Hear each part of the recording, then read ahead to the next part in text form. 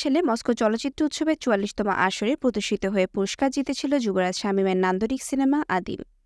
গত বছর একই বিভাগে ৪৫তম আসরে প্রতিযোগিতা করেছিল নুরুল আলম আতিকের পেয়ারা সুবাস।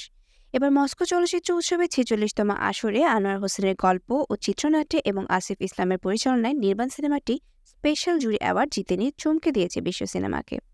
উল্লেখ্য, গত ১৯শে এপ্রিল থেকে শুরু হওয়া এই ৪৬তম মস্কো আন্তর্জাতিক চলচ্চিত্র উৎসবের উদ্বোধনী আয়োজনে অংশ নিতে এবং প্রদর্শনীতে উপস্থিত থাকতে মস্কোতে অবস্থান করছেন পরিচালক আসিফ ইসলাম ও অভিনেত্রী প্রিয়া মুর্জি।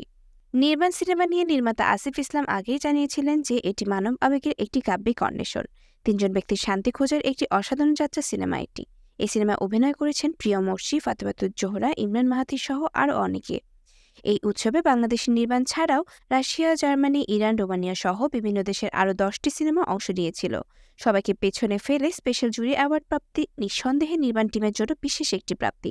বিশ্ব দরবারে বাংলাদেশের সিনেমার এমন প্রাপ্তি আমাদের আনন্দ দেবার পাশাপাশি গর্বিতও করে। অভিনন্দন এবং শুভকামনা রইল পুরো নির্মাণ টিমের জন্য।